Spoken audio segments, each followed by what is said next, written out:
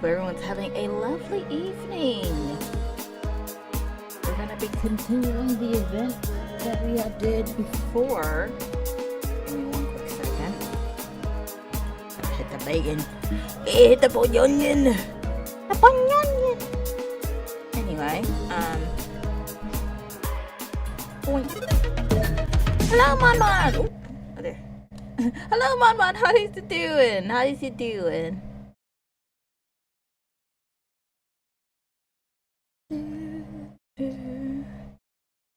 I think it's loading awfully slow.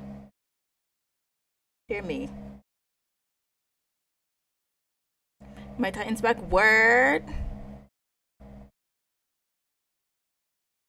Honestly speaking, I would have sucked if they decided to just hog them. But it's good to hear the goodies. The goodies are in those tank.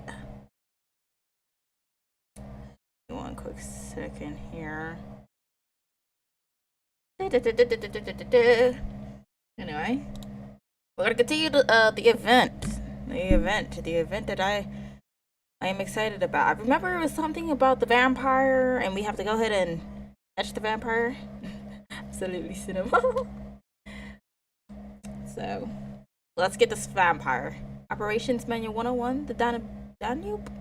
Dawn is designed to serve all members of the public in the Danube Basin. Let's get this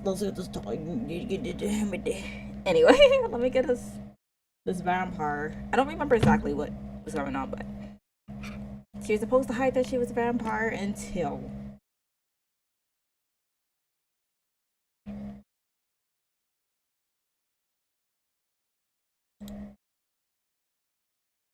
my precious babushka. I demolished the enemy's team with my noise. Word. The girl shouts, pressing her right ear hard against the door, desperate to melt into it. Tap, tap, tap. The footsteps grow fainter, echoing down the empty hallway. My precious babushka.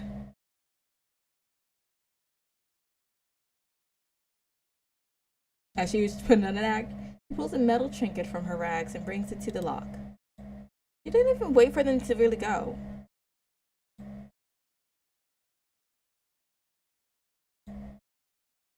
Like, she didn't even wait long enough for them to, like, get distracted or something. She was just like, you know what? Yeah. Right when they walk away, let's go ahead and open the door. The door opens only to a sliver, just wide enough for a ruby eye. Hypothetically, they're hiding behind the door.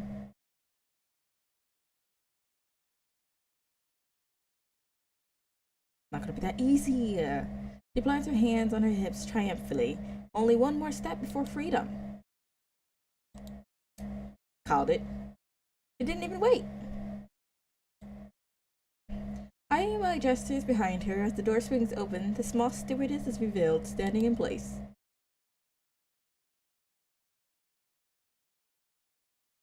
Caught off guard, Ruby freezes. She doubts her chances to talk her way out of this.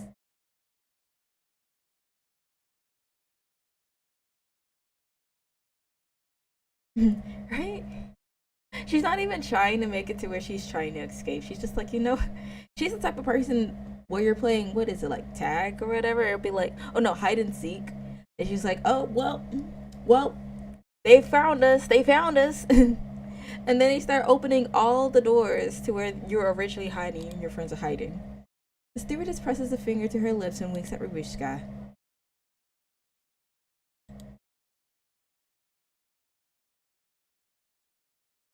Okay, so apparently she isn't human either.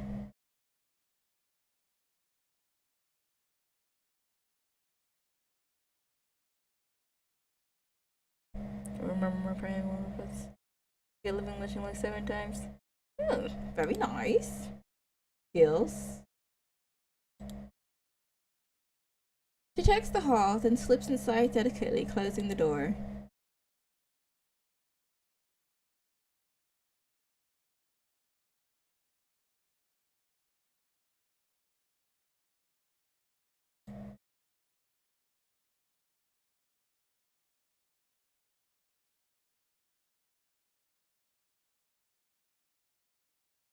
feel like she's underestimating Aima. Like, she literally said she could smell the fear on her. And she didn't even bat an eye to that sentence. Aima reclines on the sofa, patting the space beside her. The girl glances at her dark palms and ragged cuffs. Ah.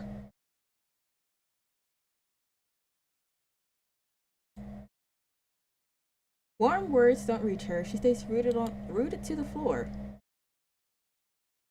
You just pick her up and place her on the couch. The stewardess claps her hands and seizes Fabrishka as if inspired.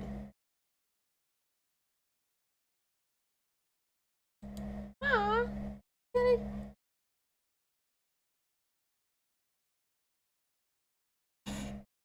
She just all the hints of Aima not being human is just floating over her head. But I mean, okay. Imagine they just walk into her booty butt naked. It's just bare cheeks. She's like, oh, this is actually cute on her though. I'm not too sure about the hair, but the dress is giving. I mean, it isn't falling off you.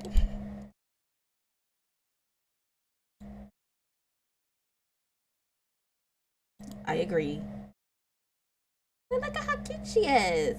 Now all she's missing is like, you know the little hats, the mini hats that kind of wraps around into a bow underneath the cheek to keep it on? She's just missing like one of those. God knows how long it's been since she's worn clean clothes. Red and white stitching traces arc across the hem of her skirt. She chokes back words, trying to believe what she sees. Give her a hug.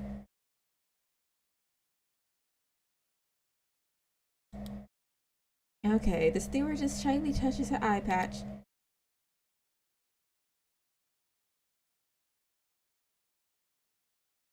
I digress.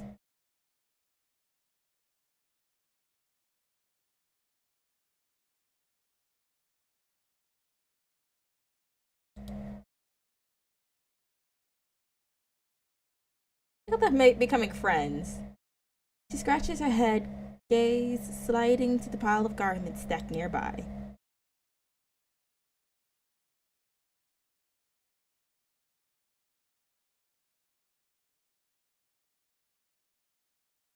She's just flexing. The hand-me-downs. Nailed it. Hand-me-downs.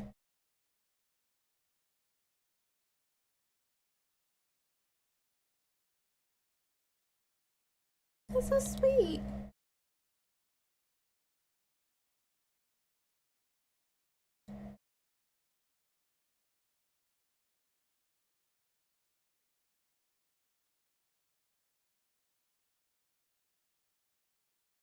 Girl, we're not vampires. You're not vampires.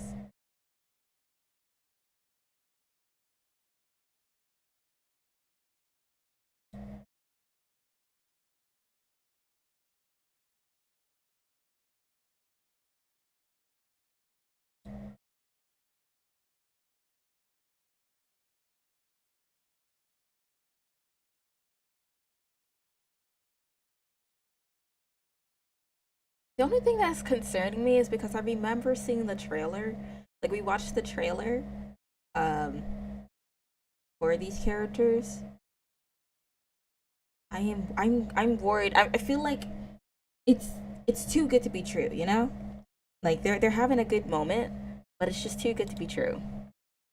She points to the row of the mad choyokshas by the window. Um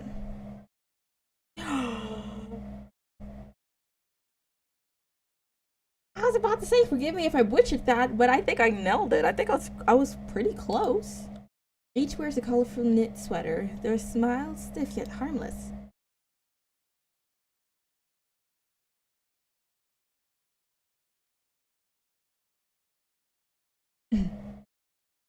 No! It's the no for me. Babushka jerks her head, attempting to banish the uncanny image. Let her have her moment.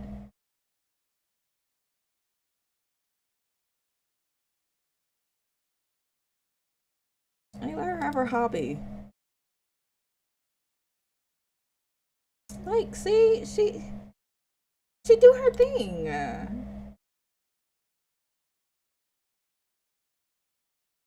ball of red yarn rolls to Semmelweis's feet. She picks it up, handing it back to the conductress.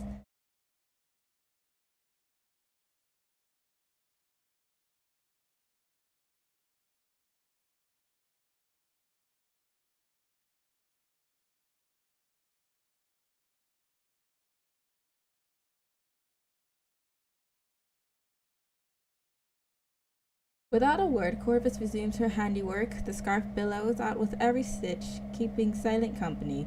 I feel like Semmelweis was a different character. I don't know. A rare moment of peace, perhaps a chance to understand each other.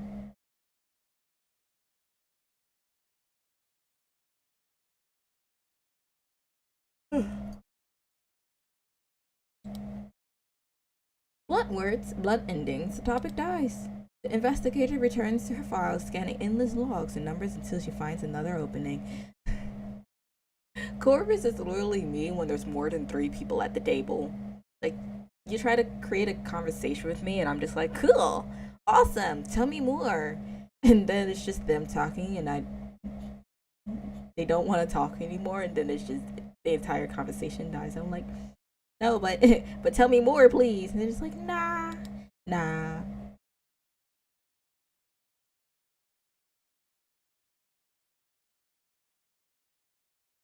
Nah.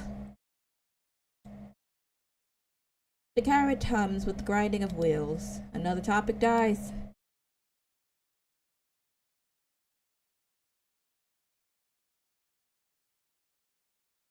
Now you're just talking to an introvert.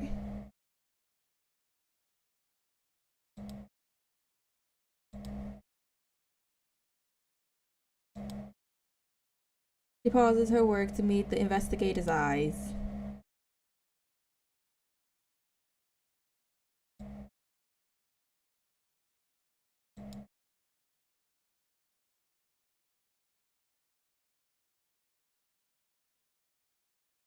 Elsewhere, two girls lean against one another on a plush sofa, feeling the rhythmic tremor of the wheels beneath them.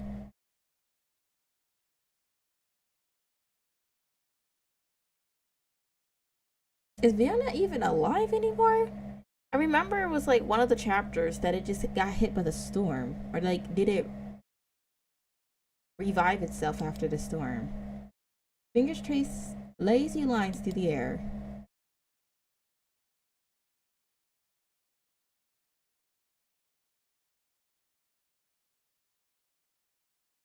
Oh.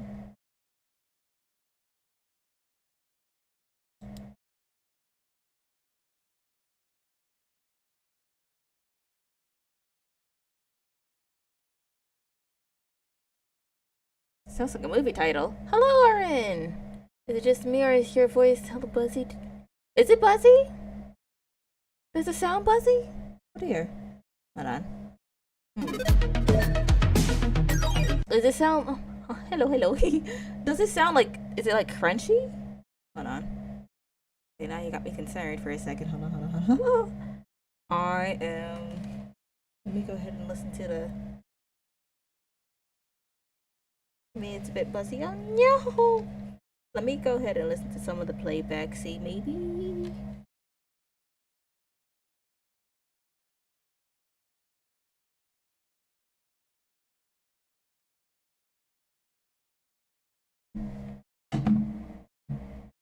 Hmm.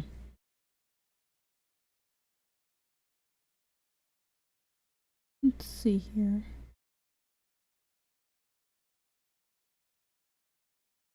Let's see. I don't know. I don't know.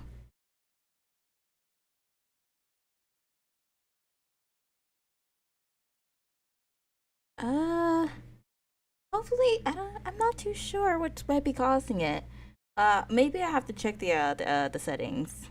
Oh, there we go. It's all good. Okay. Okay. Cool. Cool. Cool. Cool. Cool. Cool. Cool. It's probably because I had my heater on. It's probably was picking up my heater. Okay, cool. Good. We're sounding decent. We're sounding well. Okay. Word. And let's get back to this Yuri.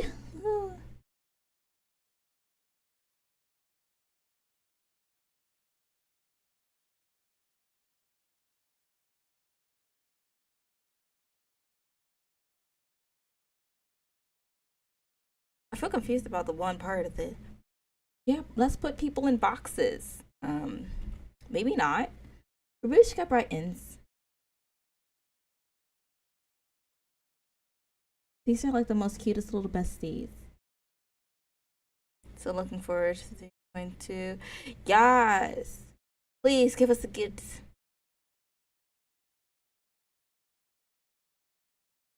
update. The version 3.2 with Burl in 2 days. Oh, it's that soon? Oh my stars. I'm always losing track of like the dates and everything, so I never realized how close it is to the update. Who you're pulling for. Mm, hmm. Honestly speaking, I'm not too sure. Probably Barrel? Question mark. Now, even though I missed Olive, I'm also looking at six. Six was also on my bingo card of characters that I wanted. So I'm trying to think if I want to use all my summons right now to get six, and then snag whoever afterwards as a last resort, or like I don't know. But that's my idea. She makes a sly glance towards Rubishka.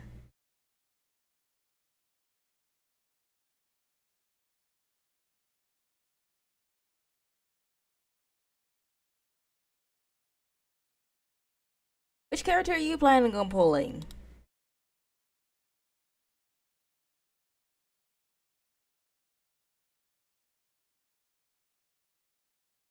The stewardess tilts her head back in deep thought.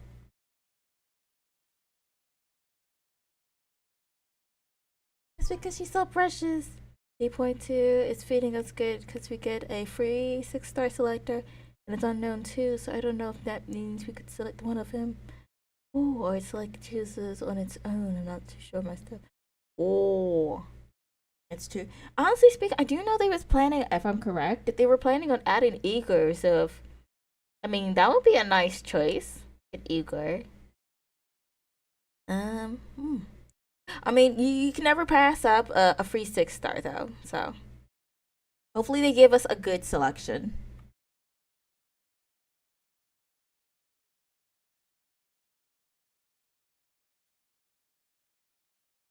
The princess nods, graciously accepting her teasing.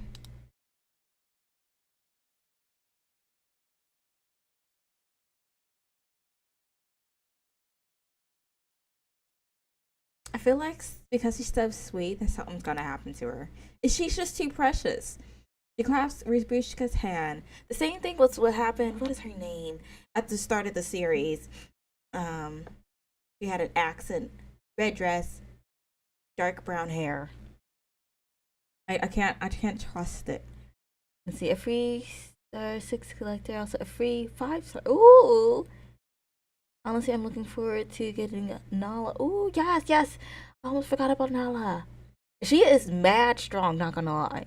If I lose the next 50-50 and get a random character, hopefully impromptu, I'm selecting either Barcola, Olive, yes, Olive, or Caprina. Can you please come earlier, please? Yes, let it sprint towards us. We need the goods. We need all the goods. I don't know, I just got a new Euphoria too. Ooh, absolutely. I give you all the luck. Yes. Hopefully you get them. You got some good choices there. Oh my stars, this is too cute. Also, she looks like the trained conductor from off of Persona. Like, I think it's Persona 5. Yeah, I think it's Persona 5. No, Persona 3, Persona 4. It's one of them. And Igor. Yes. Yeah, absolutely. I'm hoping that he's just he's gonna be like first try.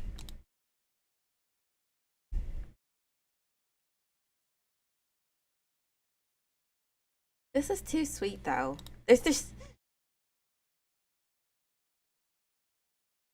The girl recoils slightly, but Ima's grip holds, gentle yet firm. Got me kicking my pinnacle. Yeah, absolutely. It got me rolling on the floor. You can't see it, but like I am. Ha! Ha! Her pale hands are nearly translucent, faint blue veins showing through. Palm to palm, those threads intertwine, binding them. I'm surprised Shibuya could figure out Ima is not human, though. Like, bigger stance are welcome in this chat. Exactly. Exactly. Without a doubt. And if they want to hide, we just gonna drag them in, you know? Just take them by the hand and drag them in here. Dreams, though it was, the spirit of the times brought many who believed it could be real. Wanting to believe the lands along the Danube, yep, could live as one. Pull them by the ankles and engage them. Exactly. They won't see it coming. They will not see it coming at all.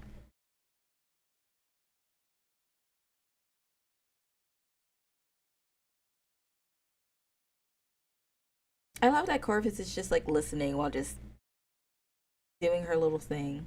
An unexpected approval is met with an equally strange curiosity. Her needles continue their motion. With her left hand, she loops the yarn over the right needle's tip, then deftly draws it back down. Each pull tightens the fabric, fortress walls forming beneath her fingers. When she speaks again, her voice has softened.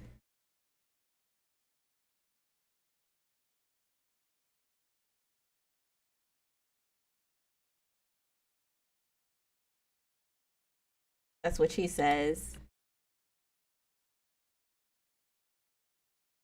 Don't tell us there's another one. The investigator catches the crucial number.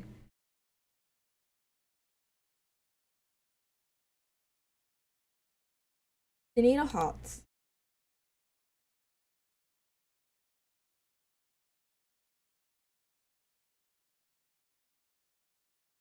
Oh.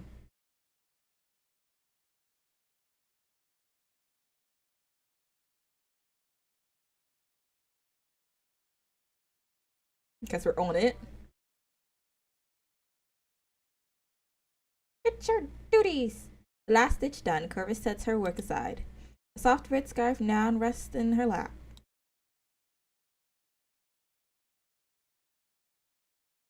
Telling you, there's something that's gonna happen. A flicker of a smile. Her gaze slips to the clock, checking the time.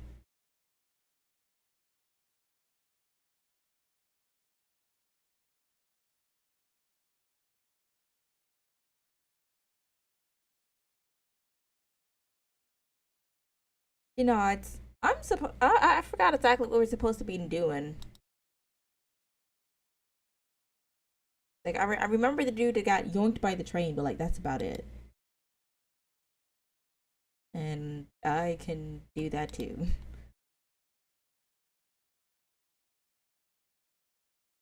Together they rise and step out. Oh no, a blizzard rages outside, buffeting the train as it speeds into the night. Okay, I thought they was about to be throwing hands on a train. I was about to be like, oh well, okay. Get into it, I guess. Oh, a story. Sometimes rigorous reports and Alice whispers are one and the same. Vienna Pannonian Railways announced yesterday that after a full year of maintenance, the Danube's Dawn will officially resume service next Wednesday. The new train is said to drastically reduce travel time between Istanbul and Vienna, strengthening connections throughout the Danube's region. Rumors, of course, soon followed. An engineer who wished to remain anonymous claimed that the train's remarkable performance might not be entirely due to human work. He reported glimpsing particular critter-like entities near the engine room wheel bearings, somewhere between a beetle and a firefly in size. Dark brown in color, with two slender antennae that glowed faintly red. The workers named them Scarlet Nightmares. They seem very fond of staying close to the engines, he said. When the machinery runs smoothly, they're lively. With a dozen, they bunch together and start glowing bright red. Vienna Pannonian Railways declined to comment, however. Several arcane biology enthusiasts have suggested that these beings are far from ordinary critters. They might, in fact, be familiars of vampires, social, volatile creatures said to feed on the blood of laborers. This isn't a metaphor, they insisted. It's real. People have long said the disappearance of the Danube Dawn former's conductor was connected to a vampire. Now these critters show up, and somehow it's the same story again. Maybe the train itself is a familiar of the vampires. Ah, if tickets weren't sold out, I'd get on board myself. Maybe even catch a few to show everyone. Don't joke about that. Whether the so-called vampire familiar theory holds any truth or not, the Danube Dawn will depart on schedule. Will it truly reshape the Danube region's transport network as promised by Vienna Pannonian Railways? Has it truly been touched by supernatural powers? Only time will tell. Dun dun dun! Vampire. Where's the vampire? Has he gone to stoke the fire? Let's find him where the train can't start. Oh, we're gonna come to a halt, ain't we? Oh. The railway cat. Meow. Okay, very peaceful carriage. The hour is late and the lamps dim. Passengers return to their compartments one by one. Soft sway of the train soothing them to sleep like a lullaby. Only two passengers remain in the shared space, seated face to face in silence. And no? Oh, I thought it was the vampire.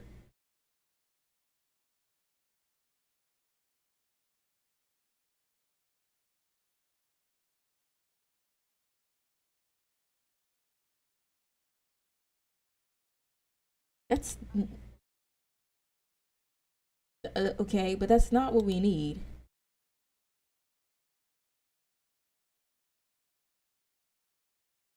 That's not how this works. The editor sets down her pen, then leads deep, as if passing along a secret.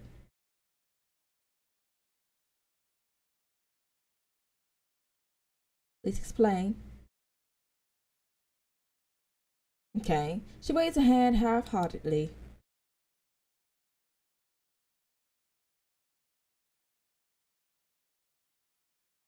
Okay. She's out here just snobby for no reason. This lady's so nosy. Semmelweis closes her pen and flies. And yep, that makes sense. She closes her pen and flies away. She was a fairy. Anyway, Semmelweis closes her pen and files. But the editor, struck by a thought, speaks again.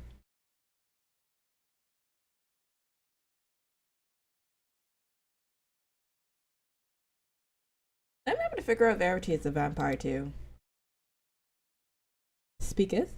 She leans closer still, giving a wink to the investigator.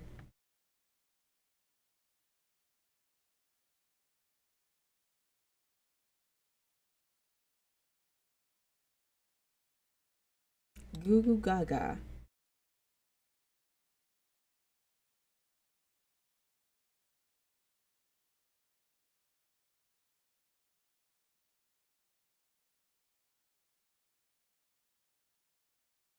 She grips her own throat, smiling at the investigator. Now, how do you know how that sounds? Have you done this before?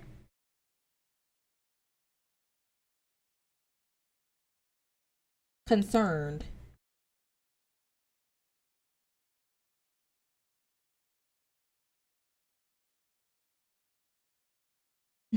Clearly, she does not like it.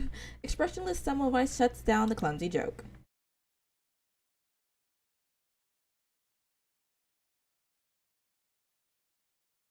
POV, it actually is behind her. The editor straightens but doesn't shed her smile. Oh yeah, she is definitely not a fan favorite.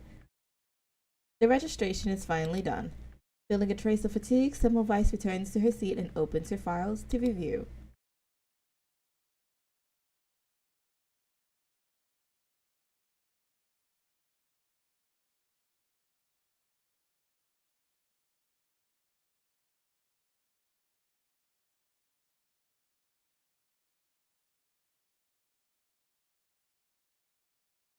She stows the papers, but the thing is that she looked to the carriages, but she didn't look to the front driving area. Cart, I don't think. Well, no, like the where the engine is. I feel like everything falls into place too neatly. Every absurdity justified, but something is off.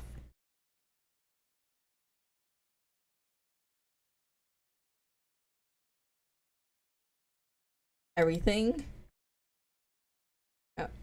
Okay, button didn't want a button. Okay, wait, are we actually coming to a halt? Nailed it. We are coming to a halt. This was not in our plans.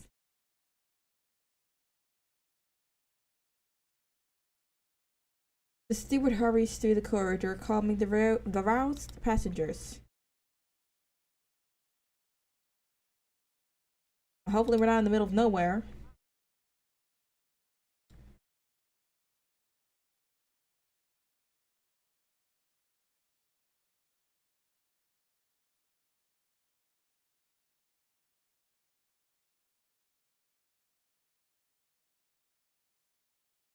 Okay, well, that's fair.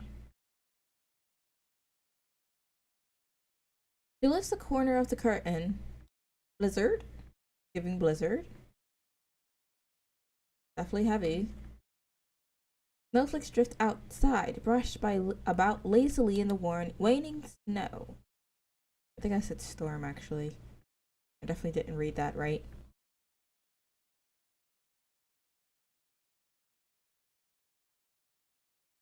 On the other side of the train, the little vampire remains fast asleep.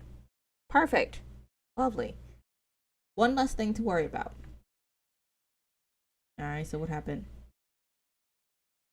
Babushka lies sprawled on the sofa, breathing evenly. The day's turbulence has worn her down. Her new friend's comfort was the best lullaby.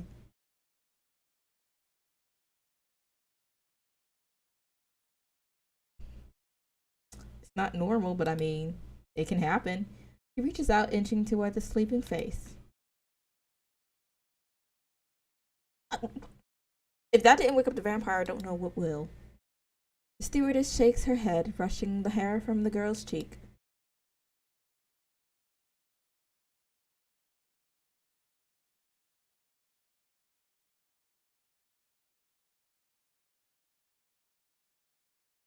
I'm side-eyeing this. She rises and okay. Lights fade into shadow until the room is swallowed into darkness. Pause. She rises and quietly closes the door. I don't know why I just casually skipped, but I mean, I get into it, I guess. He's so precious. Let's see what actually subjugated us to stop. The air reeks of damp wood, rot, snow, and conspiracy. A girl drifts among the trees like a phantom, fading into and then reappearing in the dark. The conductress has been waiting in the snow, crushing flakes in her palm.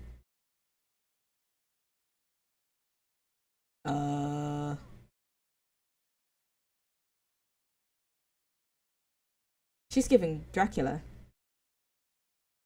The train, the forest, and the winter winds conspire in grey silence. Snow falls calmly but steadily. Question mark.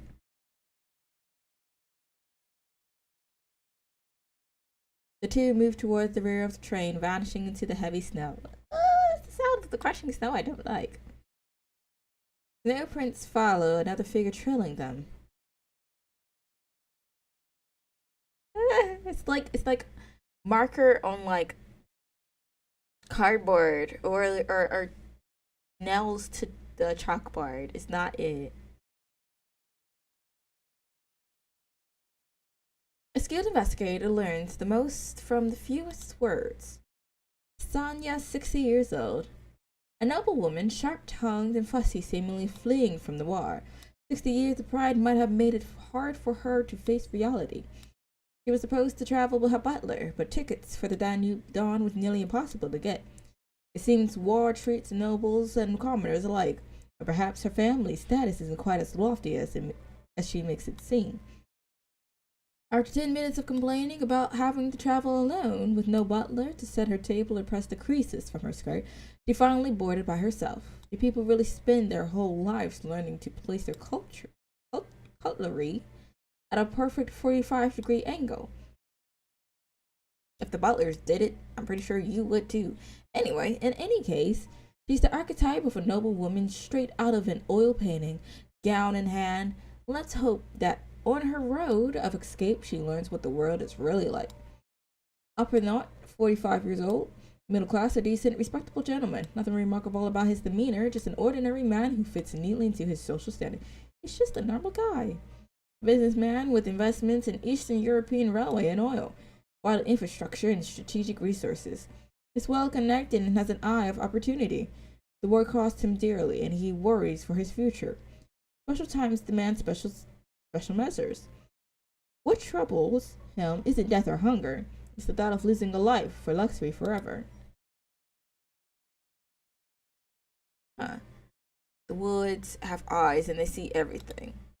Well, that means she is not sneaking around as easily as she thinks. Do not enter, or do at your own risk. Safety first. Nearby forest temporary stop. Cough, cough. All these trees with no leaves. Or who are we looking at? Shadows part. Young men emerge. Recognizing the conductress, they lower their rifles.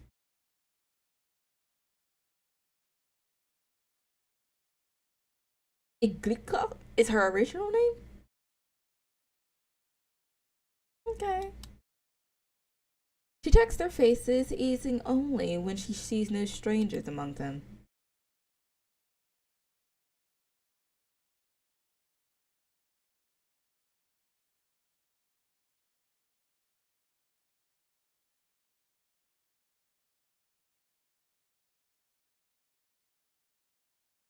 Oh.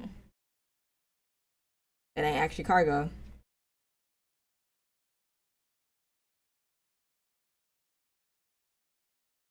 Until it doesn't.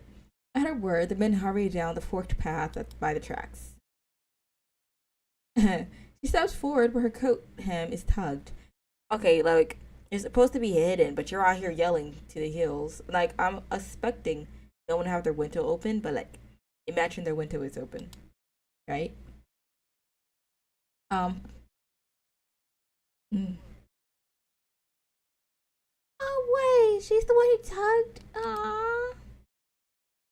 The conductress drapes a newly made scarf over the girl's shoulders until it has all but buried her face. All you can see is her eyebrows. You got Aima, the scarf, the hat. See the eyebrow? Let me stop bullying her. Let me stop being mean. That isn't. Now just imagine the scarf goes all the way up. Stop being such a cutie patootie. It's called a cold. Patting her shoulder, she walks alone into the shadows. I walk this lonely road. It's only where the I shall never know.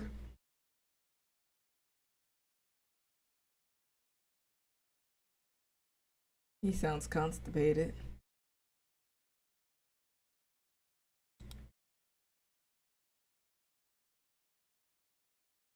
Make it quick, you're running out of time.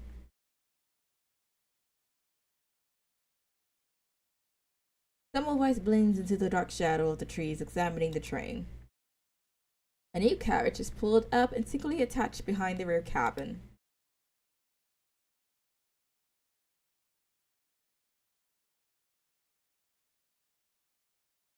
Man is controlled by the mask, is my guess.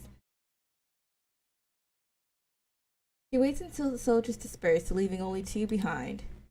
You're gonna knock him out? Ima lowers her head and clutches her scarf. Then she suddenly collapses to her knees. I knew it wasn't. It was just too perfect. It's just okay. If it's.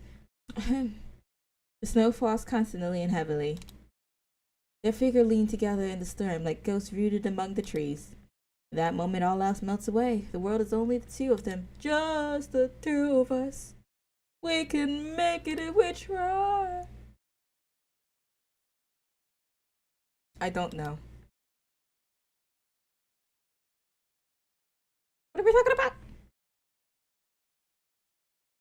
The investigator, hidden in shadow, frowns as she keens her eyes. Girl,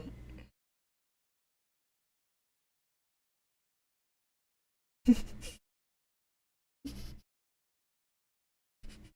didn't say how. I'm sorry. She raises her hands. Turn it around for me. Two soldiers stagger before her, faces ghostly and haggard, like two white flames drifting in the night. What if I did a cartwheel? Nothing. These two backhands. She flicks her toe, kicking a stone into one soldier's knee. That works too. He cries out, buckling to the ground.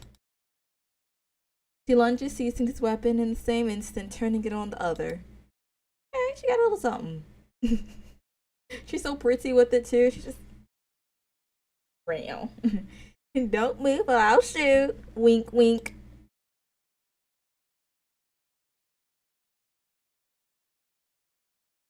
That's normal. That's natural. 10 out of 10. Temporary stamp. Alright, alright. I like the fact that it mattered that these two are maxed out. I just gotta max out, oh, did I max out? No, I shouldn't have maxed out Medicine Pocket. I think I still have some time before I need one more character to max out. Debuff. Debuff. I don't think they're gonna attack, but I'll still do it anyways. Wahaha! I don't even need the counter.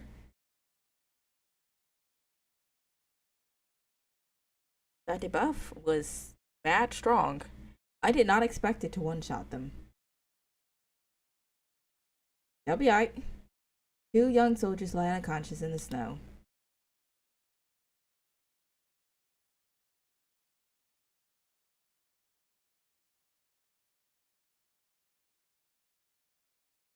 And they're probably sick with a cold.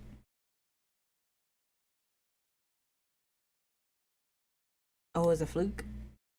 She checks their gear, empty rifles, unmarked tags, and a trinket that draws her eye. Uh,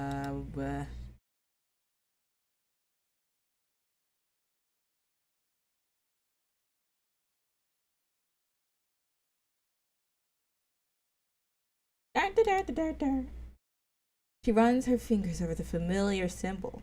Then pulls her communicator from her coat and presses the button.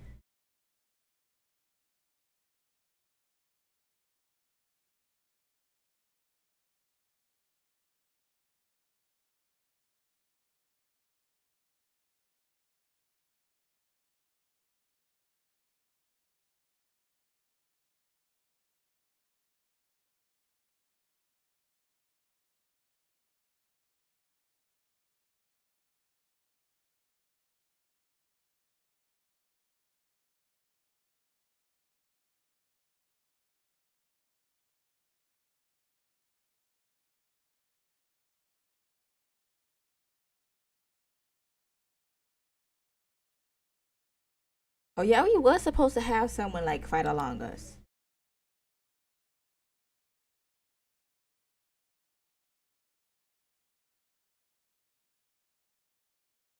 Upsize.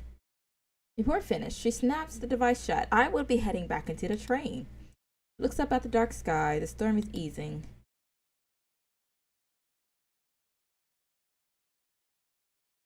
Exactly. Like she's just standing here in the walkway, like, let me just, okay, okay. Like, if they walk up into the same entrance. Time passes slowly. A few passengers stare awake with a stop. Some step out of their cabins, whispering in the darkness.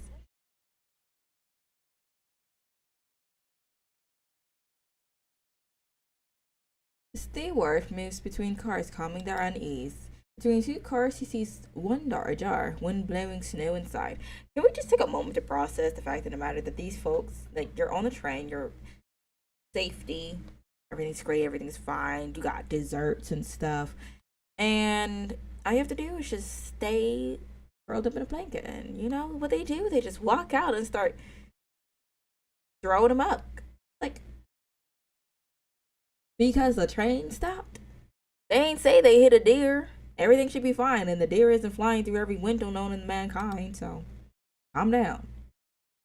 Oh, he about to get snatched.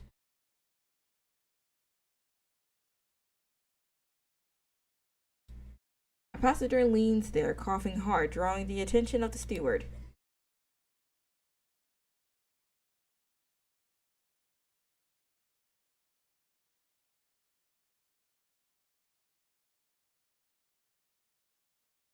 He sound like he needs some water.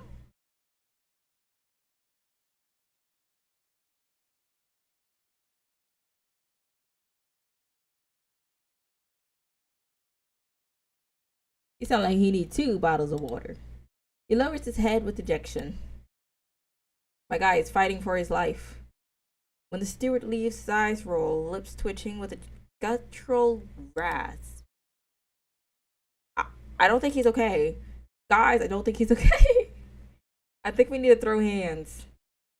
He sounds concerning. He like it's giving he's turning to zombie. Low rumble drowns voices, shouts any stray sound in a train. The Danube dawn rolls on into the storm, laden with passengers, and I know anyone who wasn't sitting down just like hit the head on the floor. They got a whiplash. Can we talk about the sick passenger though? Cause it's definitely giving the start of a zombie outbreak. I know this is about vampires, but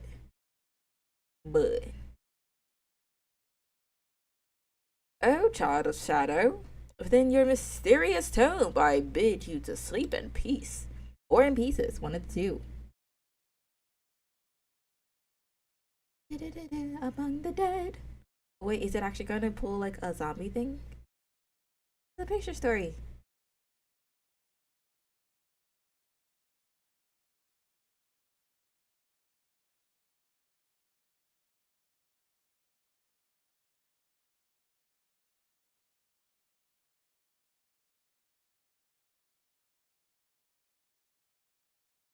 Here we go again. No mother, no father.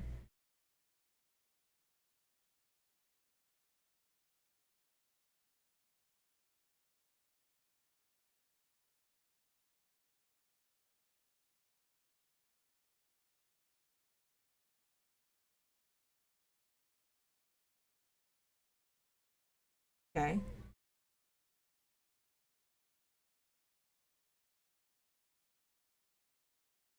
Here was at the flute.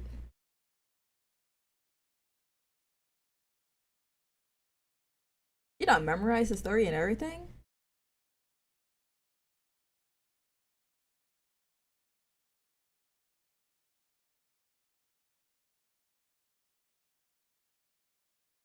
Huzzah! I mean, I reckon. Oh wait, her eyes are not red. Is she not a vampire at this moment?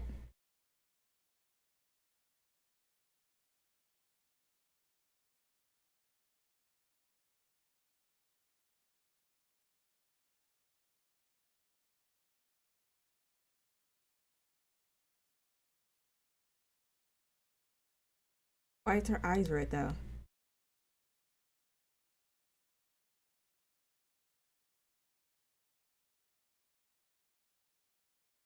Am I blind? Cause those are like clearly like somewhere between a gold and a brown.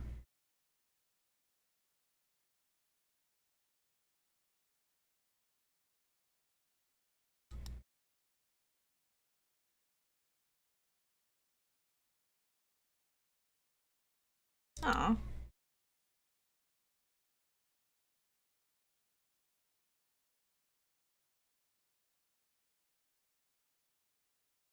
Yay.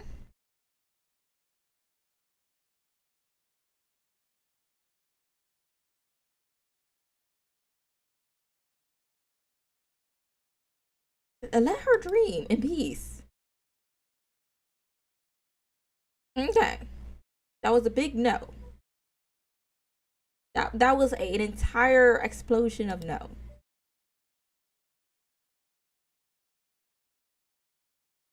Aw, poor BB.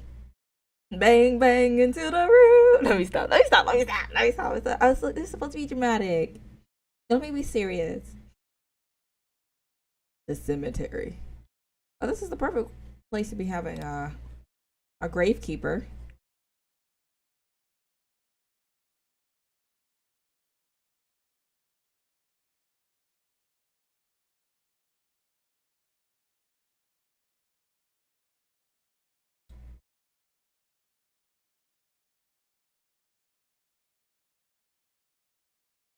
Would she have? Tell me more. Debuff. Debuff. Uh-huh. And attack. Yank. That should help the one. No. I was hoping that would help with the attack. Guess they're getting stronger.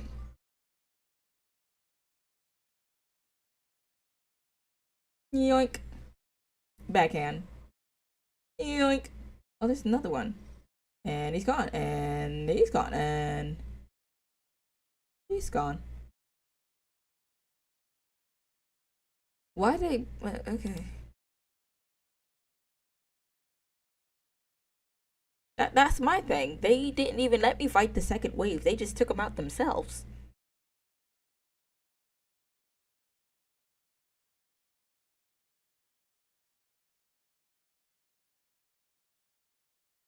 Another?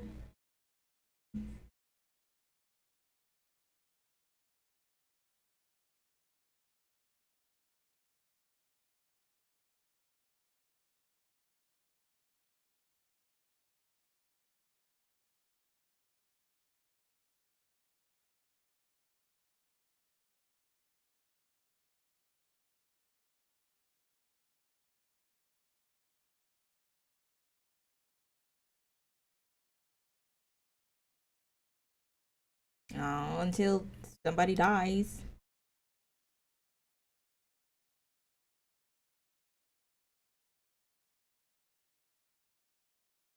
Oh, stop.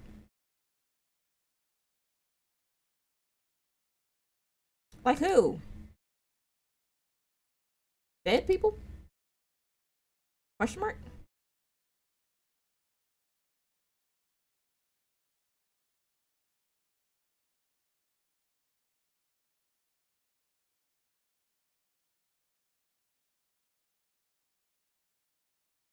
Why is everything just like what?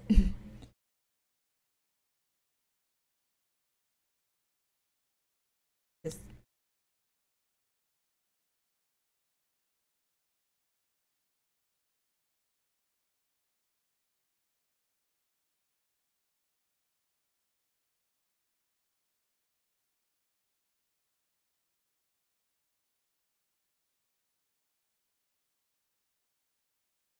okay. So I feel like Mama is the only word that was normal.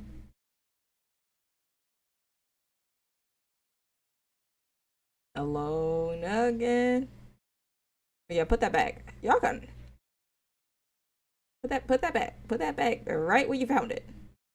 Actually, never pick up another thing. He awakens from a dream, a nightmare more or less.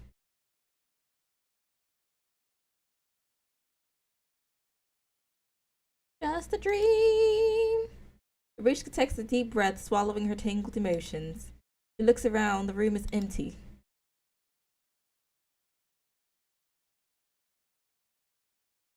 It was going well until the birds started cuckooing.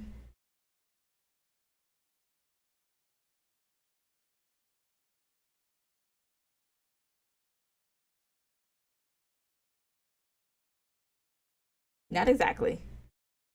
She takes no time to pick the lock again, peeking out like a wary cat. Until. But before she steps out, she notices her dirty hands, a poor contrast with her fine new dress. Covered in dust from all her scrambling, she tries to pull down her sleeves, then hesitates, afraid to stain the fine fabric. No! Yeah! Her new clothes are left folded on the sofa. After a pause, she sets her hat beside them.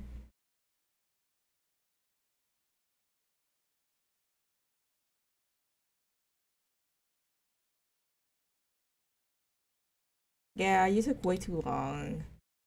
Yep, she finna show back up.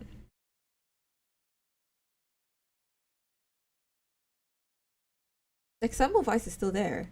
The young vampire slips through the carriages. Most passengers remain asleep, but the night is freeing, yet oddly lonely.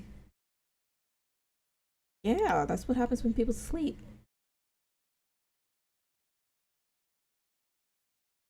Mm-hmm. She loves her flute, letting notes keep her company. Well, if they were asleep now, they won't be asleep later.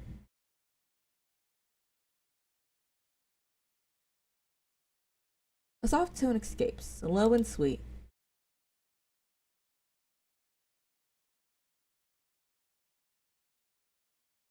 One note falls, another rises. She drifts lightly through the carriage, like a passing breeze. Do do do do do do do.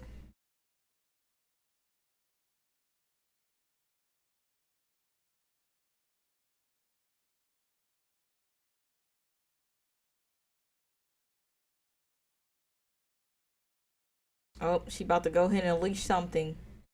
She about to unleash something. Okay. A new carriage, one she's never seen before, rattles in the dark.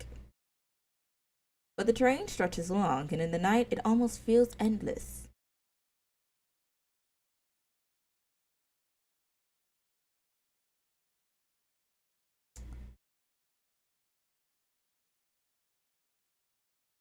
Oh, great. The nosy lady. A voice cuts coldly from the shadows.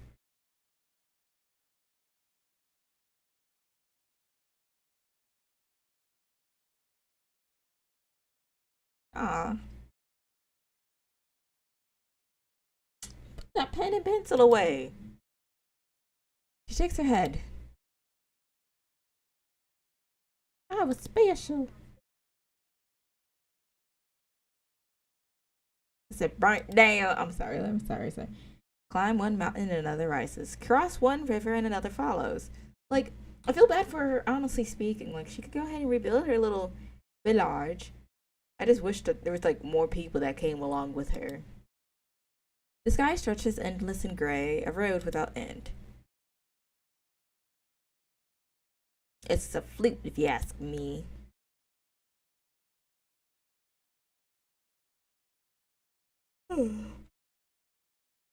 She grips her flute with pride. I need her sense of direction. I would hope. The editor looks up from her scratchy notes, her eyes alight with interest. Girl, back up.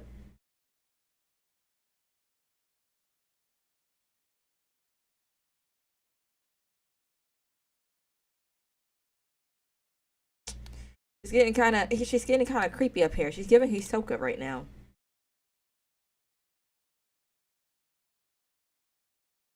Hisoka, be gone.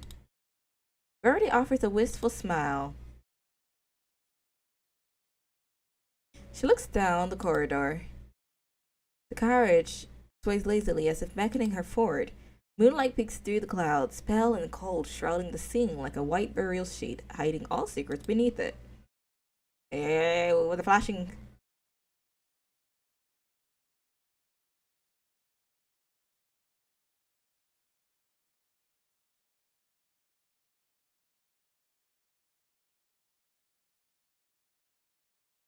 Okay.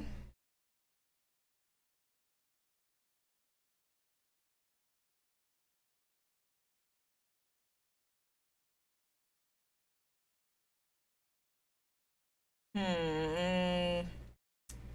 Would I be wrong if I just unhinged it, right? And has we're going straight, but the cart is going backwards, or not go there at all. She steps back in fear, turning to find nothing there. Just an old iron door swaying by itself, its hinges groaning. Make me sway.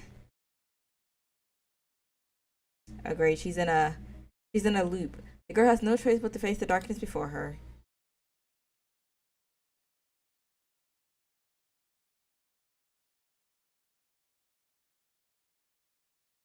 Are you sure about that? I guarantee she's in a loop now. So even if she would have gone backwards, it wouldn't have made any difference if she walked forward. She takes a deep breath and takes a brave leap. Hell, it takes is a leap of faith. Let me stop. Heavy copper lock clamps the front door of the carriage, glinting coldly under the moonlight.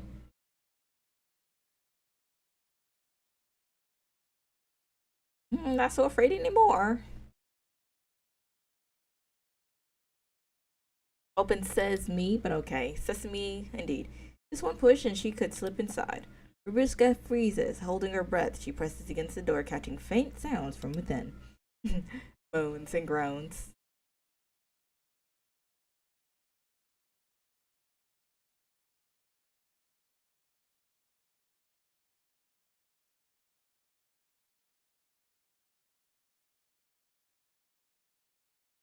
Tell me more. With a hand in some eyes. Fear creeps over her. She turns to leave when a sharp gust throws the door wide open. How about no? The ancient groan of the door could wake anyone or anything long asleep. Slowly she lifts her head to face the darkness. Hello. Maybe not. Eyes flicker in the dark, like ghostly flames gathering in the night. Oh. Before she can scream, a hand clamps her mouth, dragging her into the eclipsing shadow. Yeah, we're not even going to worry about it. We're not even. Yep, yeah, absolutely. This is normal. This is normal. This is the yeah, absolutely. Yep, yep. All right, this one was first. Who hums a lullaby for the midnight train? Passenger from car number 3 often come to me with their troubles, not over the tasteless stew or the unbearably chilly night, but a sound, a crying that seeps through the partitions and burrows straight into the brain. It feels as if the train itself has come alive, endlessly recounting all the pain its body has endured through the years. And so tonight at 11:51 p.m., I went to car number 3, sat by the window, and quietly waited for the cry to come. When the every minute has aligned, I heard it, that delicate, indescribable rhythm. Tone rose and fell, turning in on itself, resonating at a frequency barely perceptible to me. It was more like a song, one that no throat could ever produce, something primal, pure, flowing unconsciously from the soul. Once the word song took shape in my mind, it stirred a memory. Along the Danube, there is an old legend of the long I don't even know what I'm reading anymore. Of the Song of the Spirit. They say it is the most beautiful melody ever imagined by humankind. It would have passed through any physical barrier and reached the listener's innermost consciousness. Could what I heard be that very song? Or was it the faint cry for help from the frail former conductor Herman? Decayed vocal cords vibrating through some supernatural force. Then, without the slightest warning, the singing stopped. The carriage sank into an absolute, suffocating silence, as though the Danube Dawn itself, along with every living and dead thing within its belly, was holding its breath, waiting for an unseen baton to fall again, or for whatever the song had briefly subdued to reawaken. The true madness lies elsewhere. Listen, the wind is wailing in the distance. Look, the crimson moon is rising into the sky. Well, don't linger here. Don't touch the berries. What would do? For that tempting red hue already carries the smell of frost. Listen, the wind weaves endlessly through the forest. Look, the bloodthirsty heralds wander here, their forms faint and shapeless. They have no hearts, no shadows, no bodies, only blood-red lips, blood-red eyes, and blood-red fangs. They will use those fangs to suck your little fingers as if they were the ripest berries. One carriage, two carriages. Don't look too closely at the 13th. Actually, get a magnifying glass or what is it, a stethoscope? That's probably not the thing I'm looking for. But anyway, and look fairly close at it.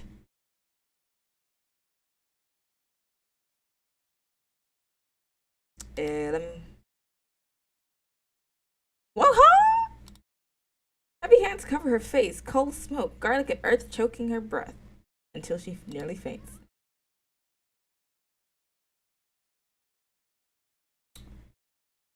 So, maybe don't do that. Finally, the grip loosens. She scrambles to her feet. Hello? Okay, it's just people. Her eyes adjust to the dark. No vampires, no bats, no endless corridors, just an ordinary, if grim, old carriage. Dozens of filthy passengers crowd together, ragged and tense, clutching makeshift weapons, iron rods, pans, even garlic and salt.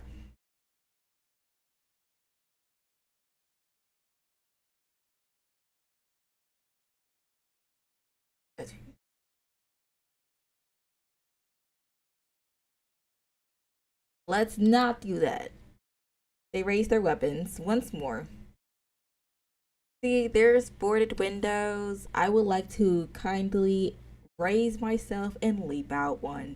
Because what do you mean? You just got tackled to the ground. They're talking about get the garlic and the salts. And you're like, you know what? Instead of denying this so I can survive, let me just be like, as a matter of fact, I am the threat to humankind, to the entire world. I'm here to bring an asteroid down to your inner plane. But don't worry, I'm safe.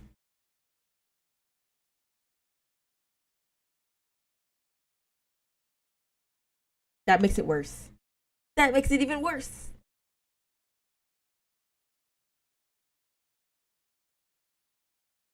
Was told by a lady about haunted mysteries. Rurusha tries to step back, but the cold iron door blocks her retreat. A woman's voice calls out, gentle but firm. It's a kid.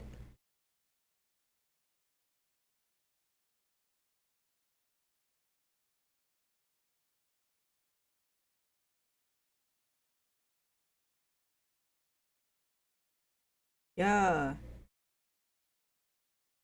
Ah. The child whimpers in her arms, and Rabushka hesitates. The woman hugs him closer, soothing him.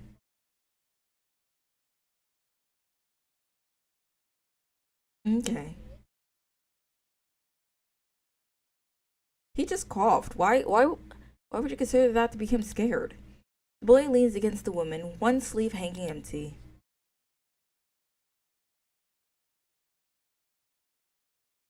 Ryan lowers his head, stroking his hair softly. That didn't sound right. That did not sound right at all.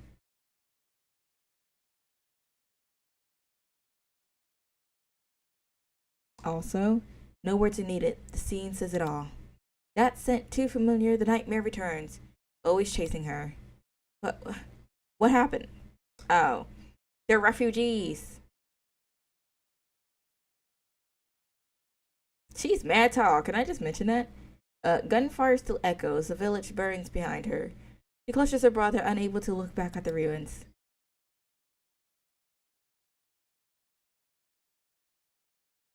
I had a joke.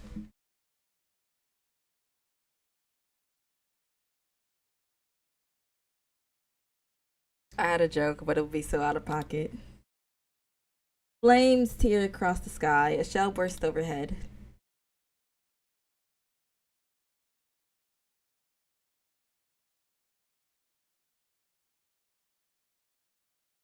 Oh, give him a hug.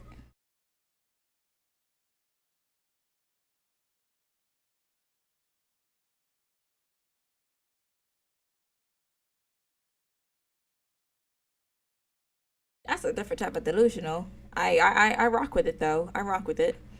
She's trying to do a little something something for her brother.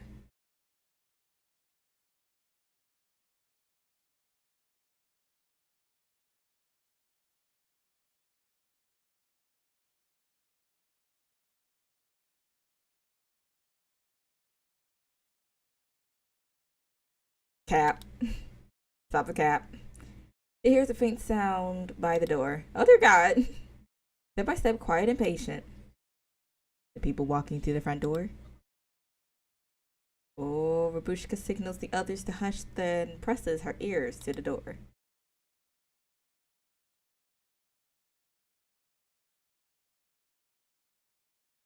You're still talking. Gonna open the door and they'll be like,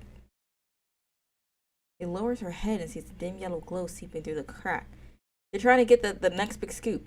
The shadow blocks the light, swaying with the train. Don't scream. If they didn't see you before or know that you were there, they know now. Turns in panic but meets the gaze of a helpless boy.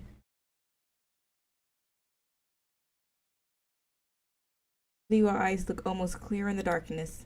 Once before, in the world of ash and gunfire, another boy had looked at her the same way. She draws a deep breath, making a solemn vow. I will protect him.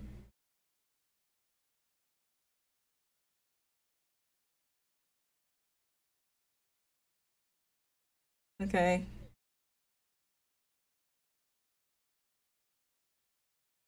Turning back, she faces the door. They hold their breath.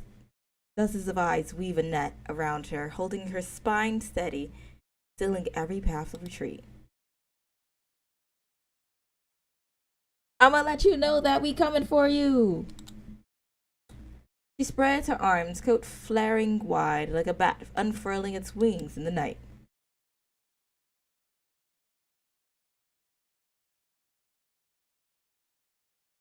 Okay, I mean, get. I gotta respect the kid. I gotta respect the kid. She's trying to put some respect on her name. And let me have to figure out it's gonna be like Semmelweis or something.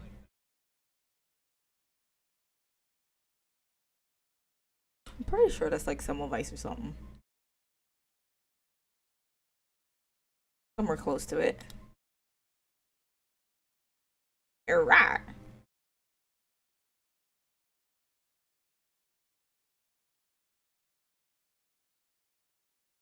This duo is just scrumptious. She's not bad for a stretch. An effortless battle, yet the defeated refuses to yield.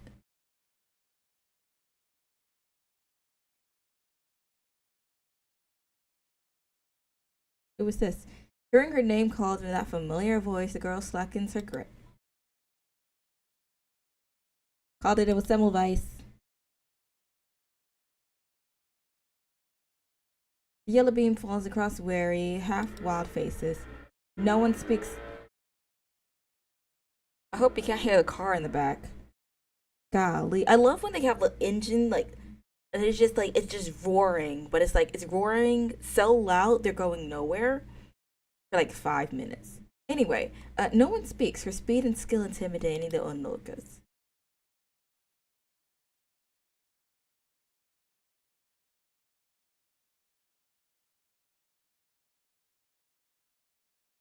Now they're octopus. He pauses for a moment and speaks again.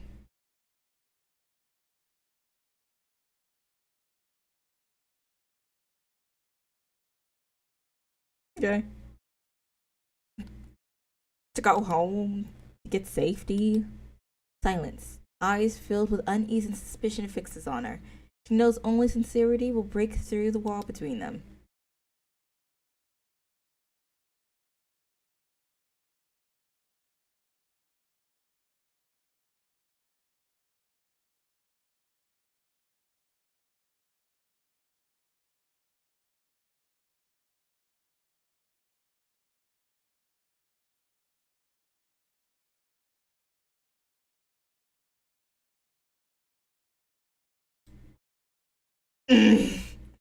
Oh my gosh, a vampire?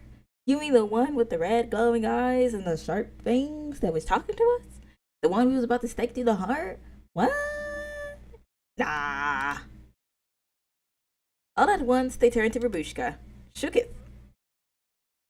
Surprised.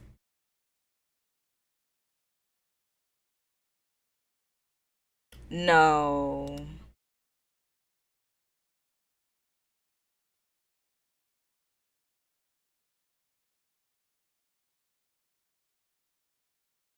No, her hopes. She thought she was important for a second. She nods, unsure whether in relief or regret. She thought she was the ultimate vampire.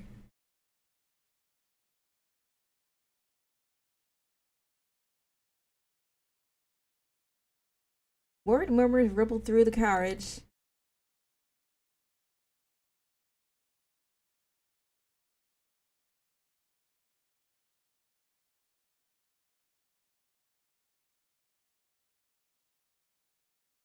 I stand. Yukva surveys the faces, sighing under his breath.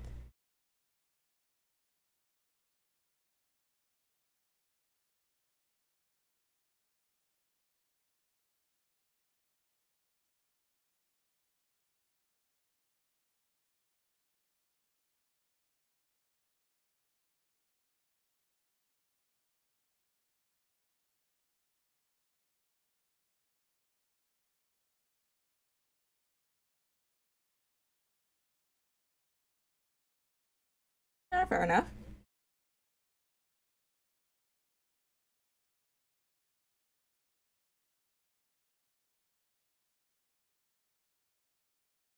The passengers shake their heads. They didn't ask for nothing.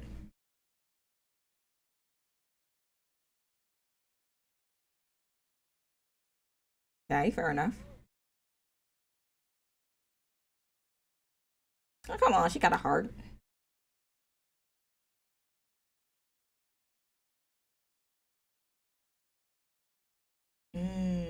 Wait, hold on. There he is. He's trying to get people across the border, and the people, supposedly, that's supposed to give him food and medicine is actually the madness. We just gotta use it for experiments.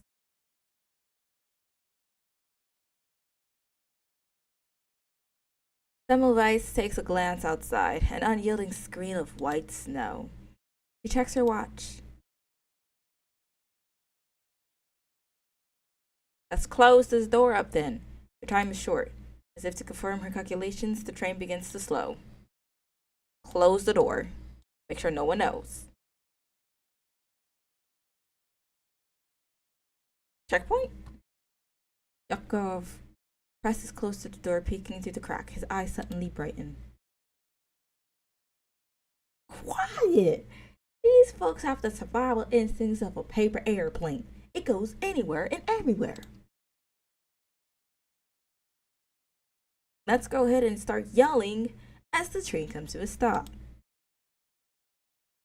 Heavens. Any worse life choices? I will be as quiet as humanly possible.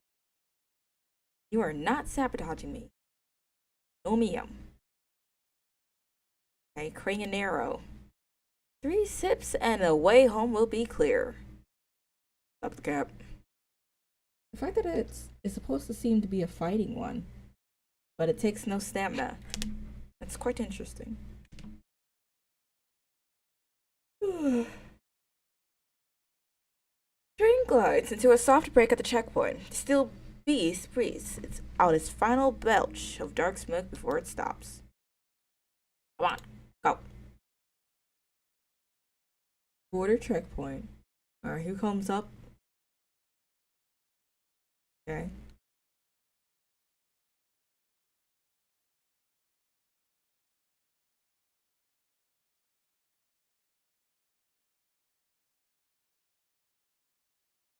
He sounds so tired of his job.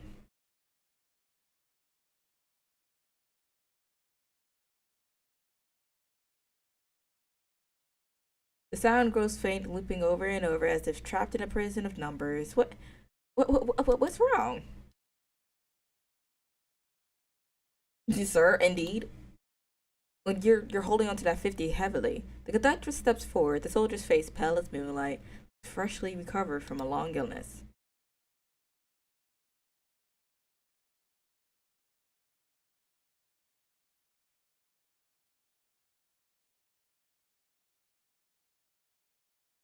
Yeah. He, what? His eyes drift before finally finding focus. That sounds so sus. Maybe it's because I haven't been doing what she's been doing. But that sounds like mad sus.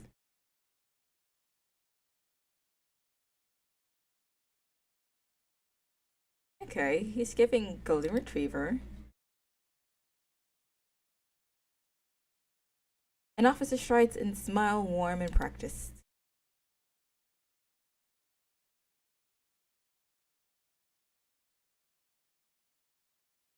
What? Why? Why did she collapse in the snow? Oh, I got the little doll.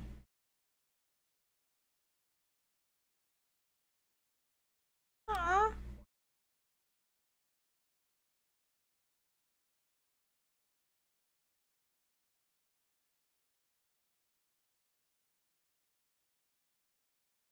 Stop.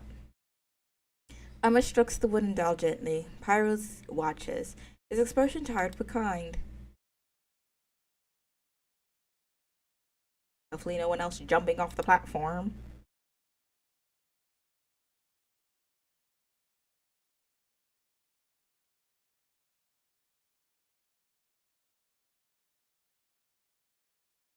He continues speaking while his eyes flick subtly towards the stewardess.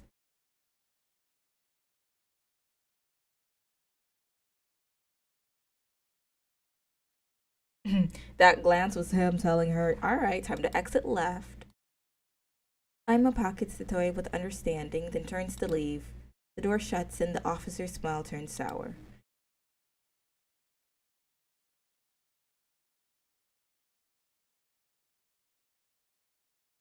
Like the foundation professionals are like menace.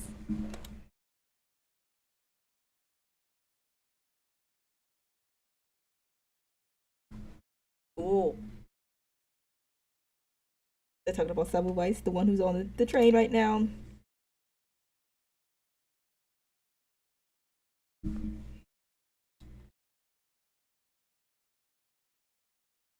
Ooh.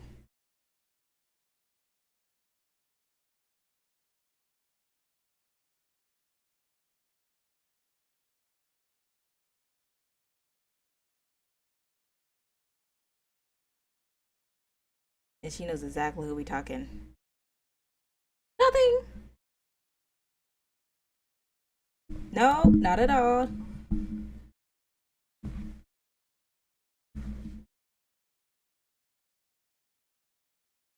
He wastes no time.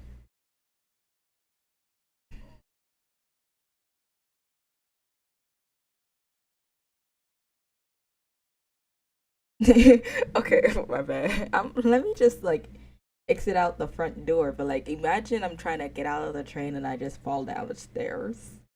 Like it's just these random thoughts that come into my head. It's like, what happened if I was like working in there? If I was in the position of the foundation members and I was just like, yep, I would lose my job on the second day.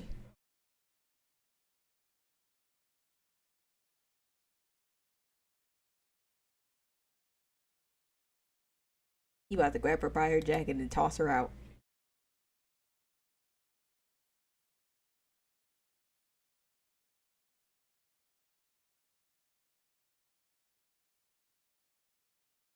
She dismisses his concern with a sharp wave. Miss what?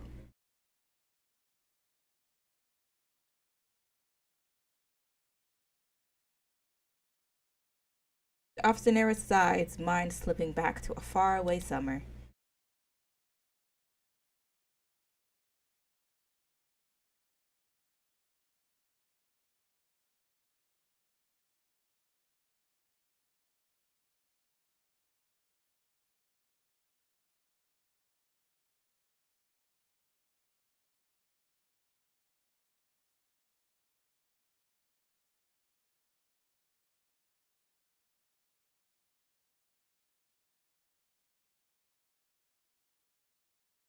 How is this related to your problem?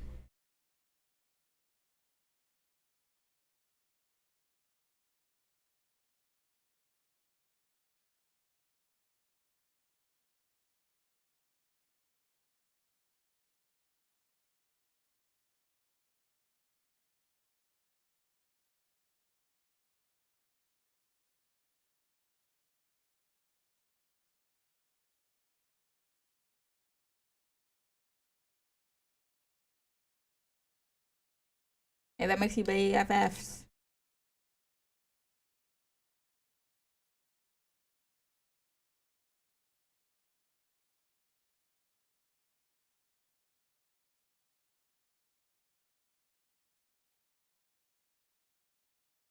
I'm sorry, I know this is supposed to be like dramatic, but I'm like finding zero reason for this conversation right now. It's just like, okay, let me get into it. His voice softens as he leans against the window. As he turns, the scar at his temple shows red and no, shows raw and red like burnt vines. He's starting to scare me.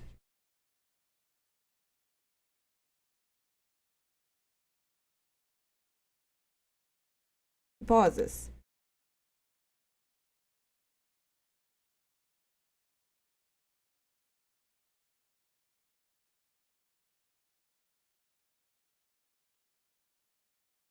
Nobody knows about it. Why?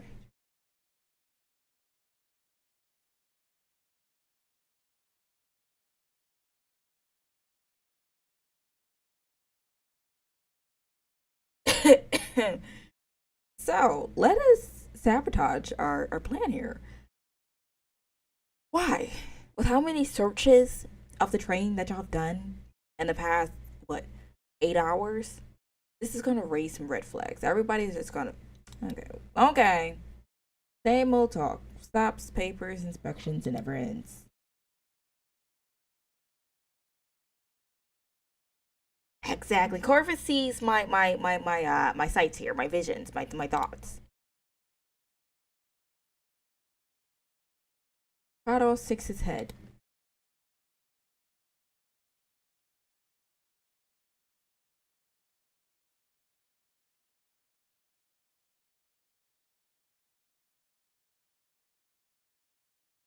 Grab a piece of paper and a pen.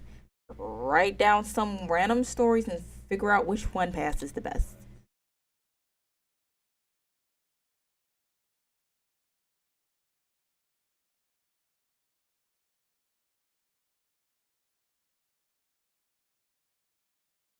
Bro, his point is made. The conductress carefully chooses her next words.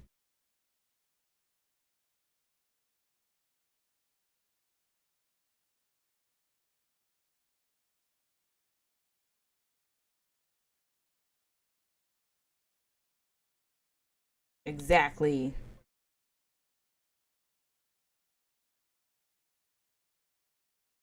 Exactly.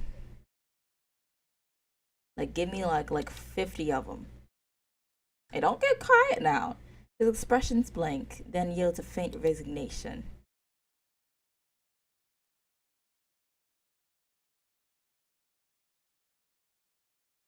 I mean, okay, he was seeming okay for a second, but now I really just want to like elbow, just body slam.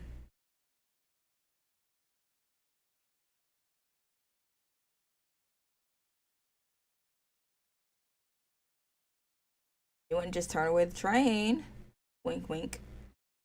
Oh, excuse me. Pardon me. Pardon me, humans. Okay, the door creaks open. The conductress leads her step firm, face lightened by unusual ease. Ados follows, neither angry nor content.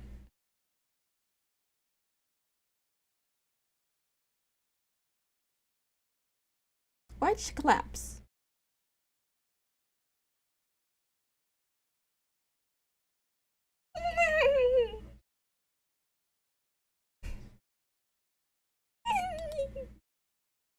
He mutters complaints, then bends low, voice drooping.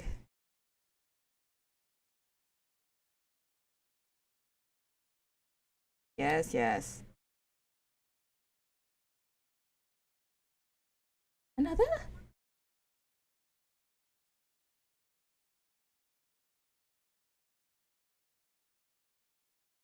If it's a Manus mask, I'm jumping him. With a wink and a lazy stretch, he trails after the conductress out of sight. I'm just like, I'm finding everyone to just point the finger at this point. Anyone who's new, I'm just like, you're the guy we're looking for. You're the guy we're looking for. Like, We're gonna find this guy. Recalling the past is the simplest way to hurt yourself, so I never do. Okay, that's respectful. So, where are you from? Trying to gather some basic information on the new recruits. Just curious, you've been with the gorillas for some time now. Well, to answer your question, I suppose I forgot. Or perhaps I never knew. I've been a wanderer ever since I can remember.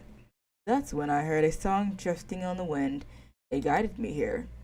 I don't know where my home is either, but I have always wanted to find one, or create one. So this gorilla band is the home you're trying to build.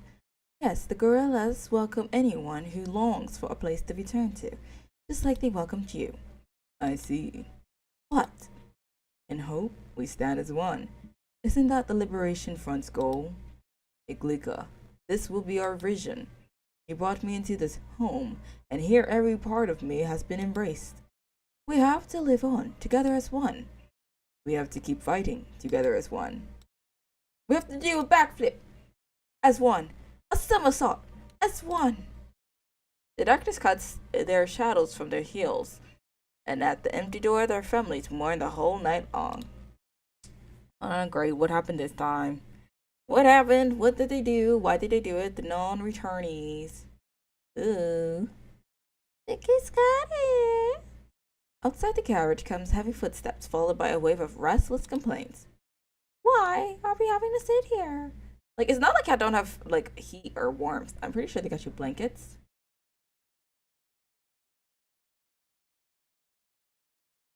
Yes.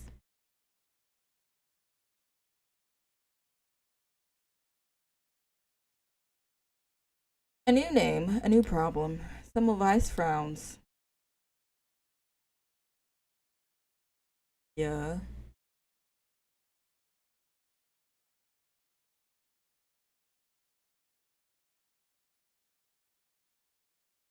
Just about to leave, she turns back to face the boy.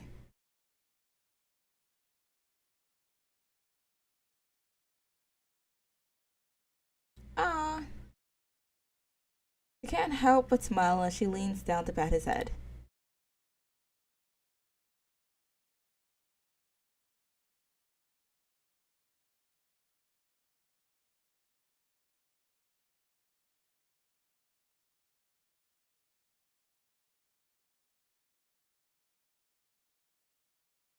She reaches out her right hand to Invanushka, licking her pinky.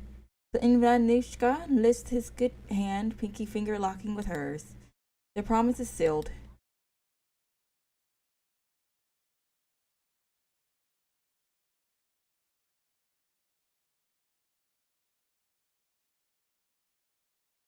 She picks up the wooden stake at her feet and gives it a little shake.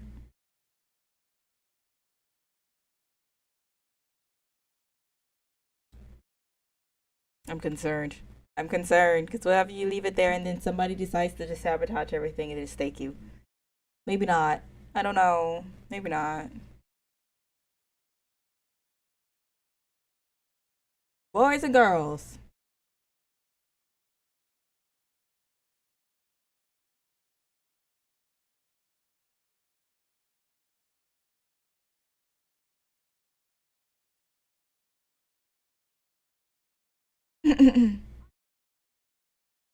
He's just gonna T-pose in the aisles. The boy flings himself to the ground, clenching his pudgy fists like a martyr, ready to face his fate. It's his final card to play, a tactic that has worked on the adults before, and one that he's counting on to work now. This is Corvus you're talking about. This is not gonna work. Gotta pick that little kid up.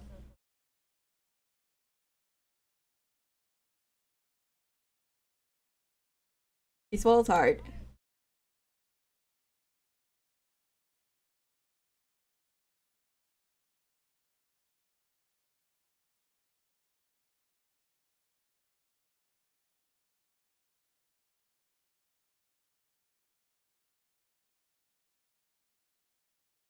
Here we go. Get ready for people.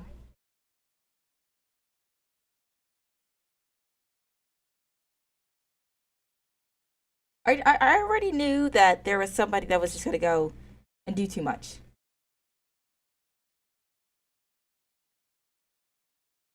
be ashamed while you're trying to get into a train without a ticket. The carriage is in chaos. People leave their seats crowding and shouting. The tension seems about to erupt into fresh turmoil.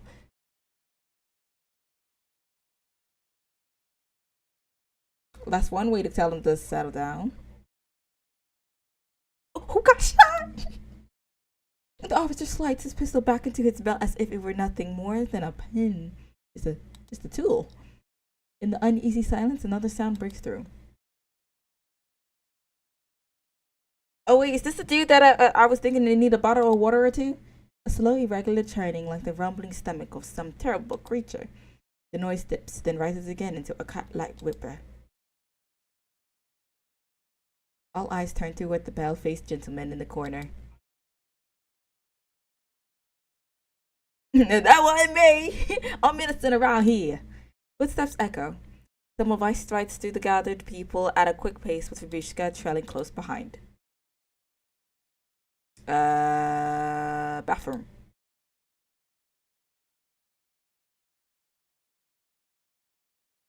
She moves as she speaks, grabbing Arbuthnot's wrist and yanking it away. She shoves him aside and looks at the slumped stranger hiding behind him.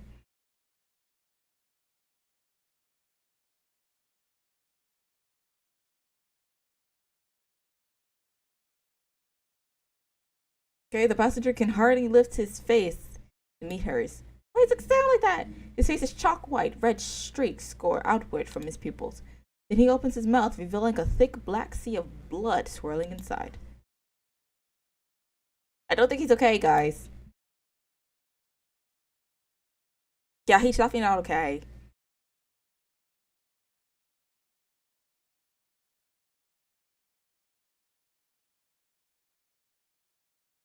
He collapses, choking on the blood, gurgling as he swallows it back down. The investigator kneels and pries open his eyeballs.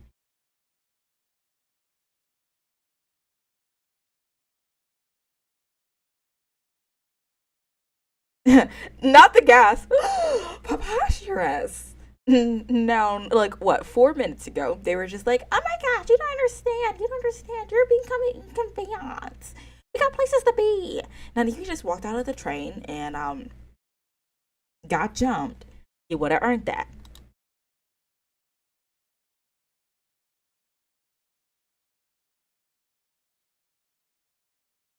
Don't worry about that. Just know that the routine checks was a reason, you know.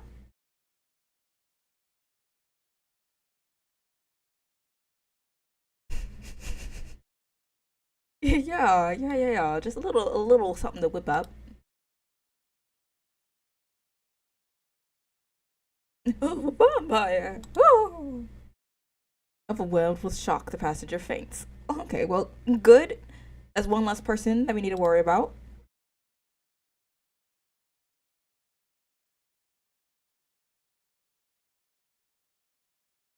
Shocking.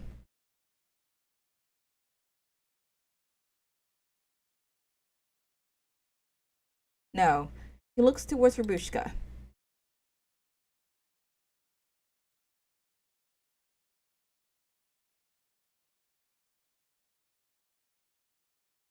Everyone turns to Rabushkin in the conviction silence. Without her hat, there is no hiding those ruby eyes. Their fears find a cause. Oh, shush! It's just a kid! She's a child! I thought y'all like. Okay. I was asleep at this time.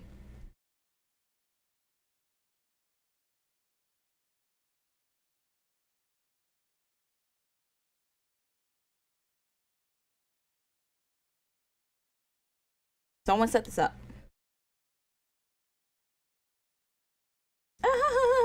Pardo signals to his men. Or no. Or no. Heavy boots stump closer as two soldiers seize Rubishkas by the arm.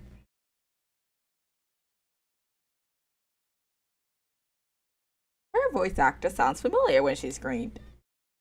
Little Lilio, Do it, do it, do it. In the next instant, several children rushed from the crowd, tugging at the soldiers and shouting, "Oh, oh,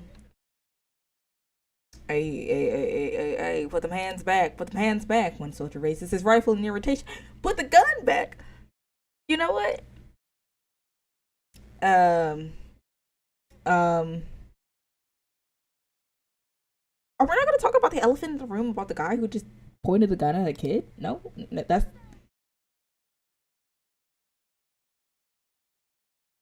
okay. The children don't budge. Annabelle clutches him, looking up at Rabushkas in panic. In all the chaos, hers is the only face sharp and clear. What just happened? What just happened?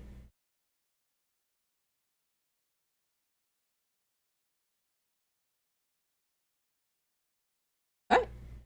What? What? The air reeks of gunpowder. No one is hurt, but a jagged dent scars the ceiling.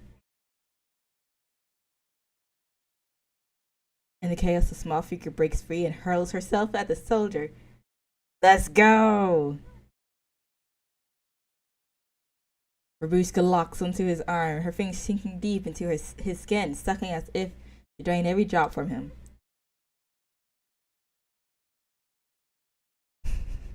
Well, that's not what I expected. And then it's gonna be like, to be continued! To be continued, Pookie. You know, yeah. Let's throw hands. Let's throw down. Okay.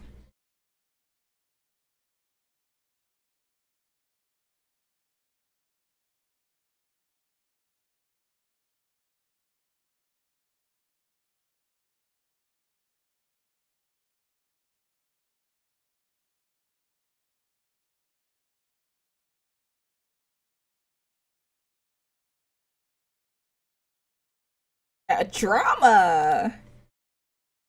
I think that consists, maybe.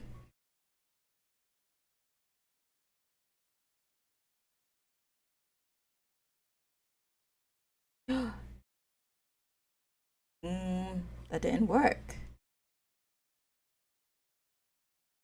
That does.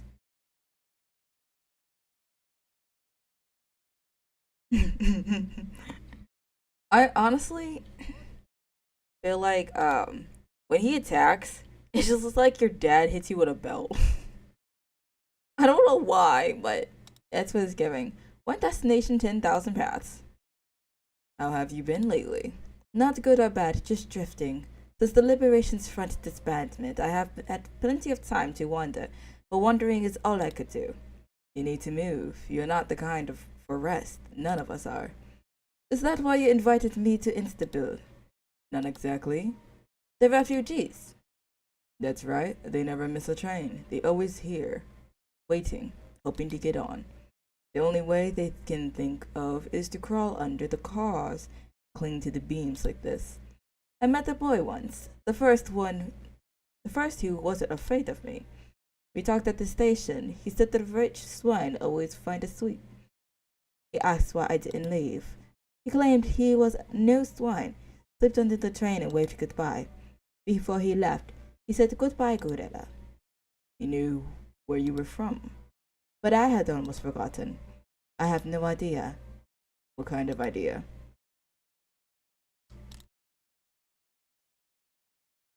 Not very explanatory, but okay. She blew out the candle. The darkness is bounded.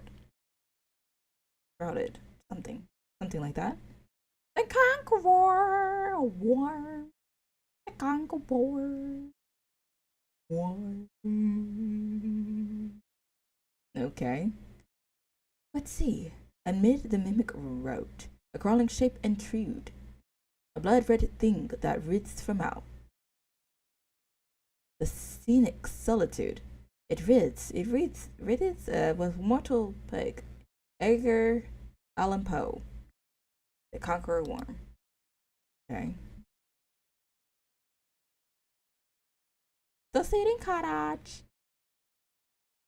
The soldier hurls the girl aside, his hand marked with two clear bite wounds. She bares her teeth, fangs dripping red.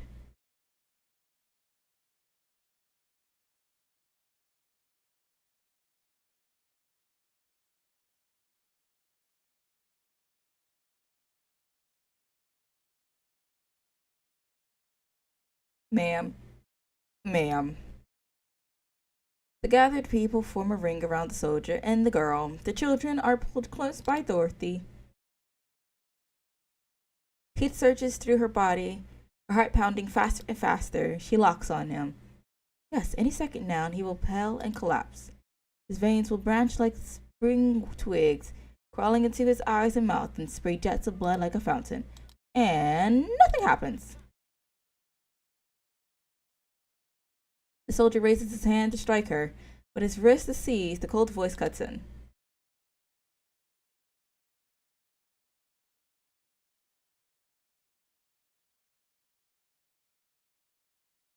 Do it! Corvus lets go, annoyance flickering across her face.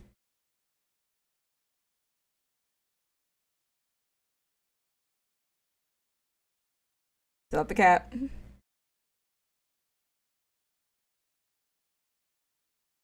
He decided to do this just cuz. He steps forward unhurried, stopping before Rabushka, sneering down at her. Wait, is the blood poisoned?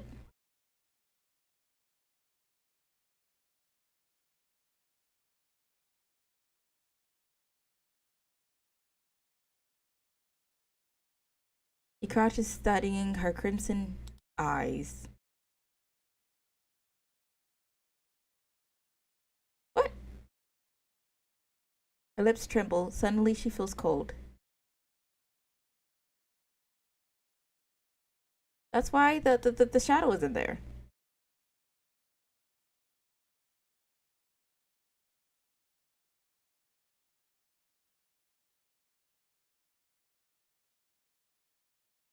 The entire cart just came after her.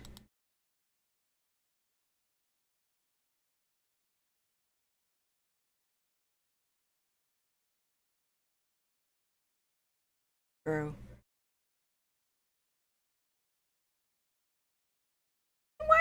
Why'd you roll up that entire cart?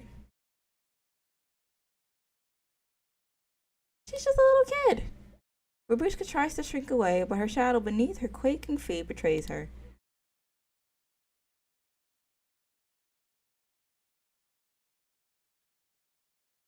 The shadow grows and warps, then retreats again into a modest, ordinary shape. She looks at those around her, finding suspicion, distance, pity, emotions that weave into a suffocating trap.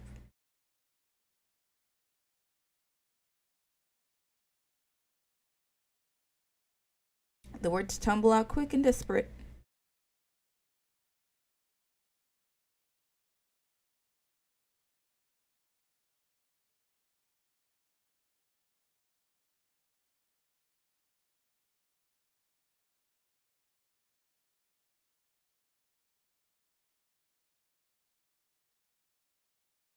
Okay. Her eyes shine with madness, cheeks flushed rose red by fevered daydreams.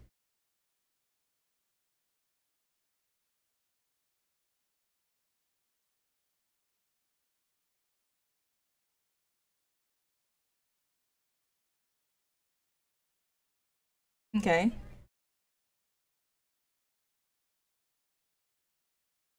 He he's using his arcane to give her shadows. She falters, panting, her gaze full of near hopeless yearning.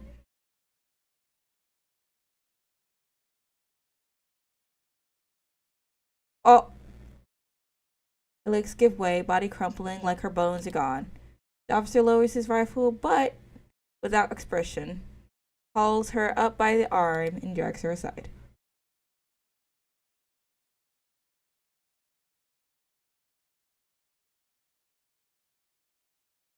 The unconscious vampire is thrown over a soldier's shoulder and carried off.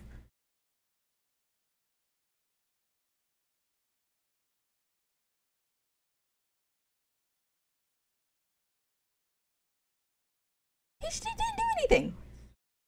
He looks over the passengers. He fainted on the floor, his voice raising.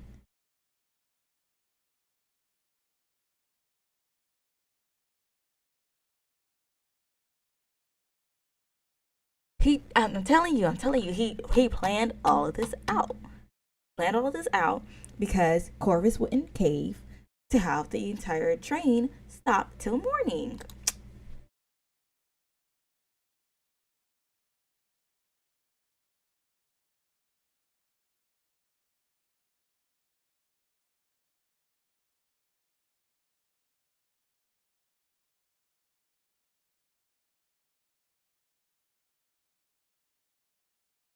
Pedal shrugs towards the whispering passengers, glancing toward the conductress with doubt.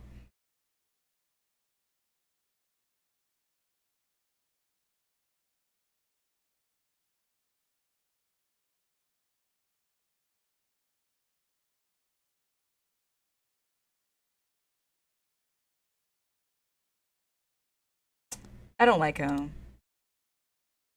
He motions to his waiting troops. Soldiers march in quickly, filling the carriage.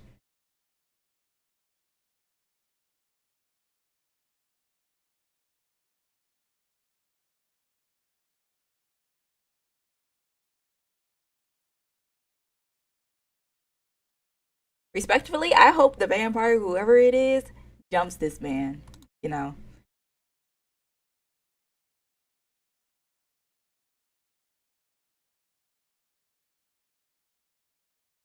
Manus.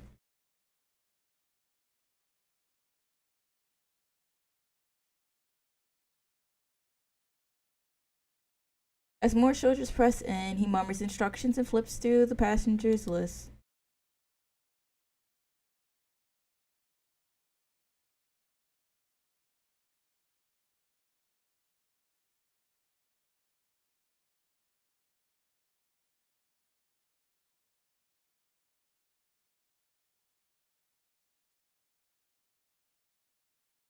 Semmelweis keeps her eyes trained on the armed men but maintains a low profile.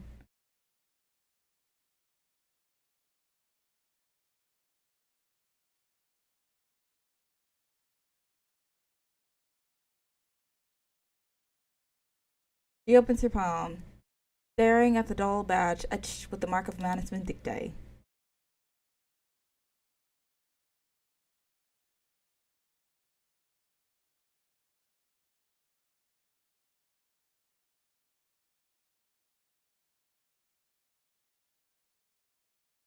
Hmm. I still don't like him. Like, he is the most crappiest character so far. I knew his smiles and giggles were just not it. Nonetheless, we'll take our hold there and continue on our due diligence later. Fortunately, I think what I'll do, right? I think what I'll do because hold on, let me see here. What's the story end? The story ends in a day. So what I will do is because we don't have enough time to stream the entire story, I will play through the rest of the story um and have it to be viewable. Um I'm trying to think of exactly when I will have it posted. Um if anything, that might be what I'll have for this month. Um Instead. Just cause I don't want to end the story. I need the story, the full thing, and I want to see exactly how this goes. I don't know how long the story is originally supposed to be, so my attempt is maybe go till. I mean, the story is just kind of slow. I mean, so it might be a long minute since we till we finish it. But at the same time, if that's not the case, then you know it'll be fine. Nonetheless, let's go ahead and See if we can get some summons on. I do want Corvus, but I also want 6. Lacking 8. Hold on. Let me see if I can get something from here. I was doing a lot of events once upon a time. Oh. Wait. What? I really hope that the free character they give us will give me the opportunity to get Aleph. I really want Aleph to be my fourth character.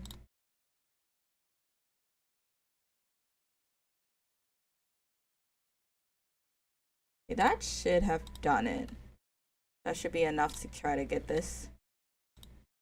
6, come to Mama. Yoink. Oh, not gonna be anything good. Yep. Nothing good at all. I hate the fact that I'm out of it. It gave me a whole lot of nothing. Try this again.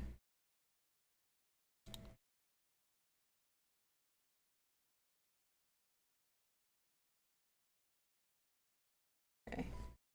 Gone. One more for the team.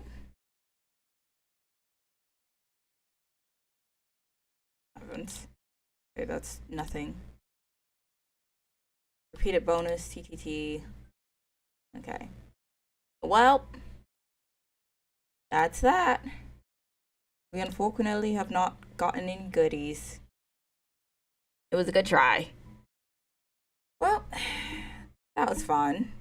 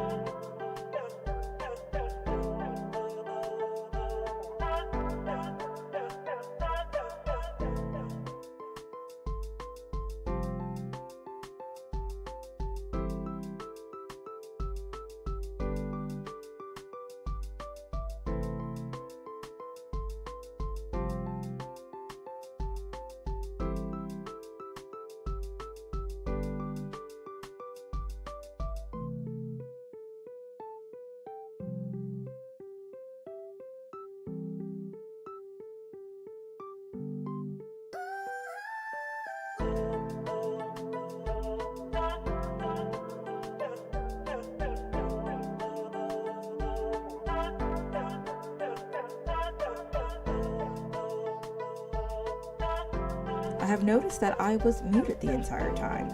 That sucks. Forgive me. I somehow muted myself, and I don't know when I muted myself. Hopefully I was not muted the entire time I was playing. As I was saying, I don't even know where I was left off at before I got muted.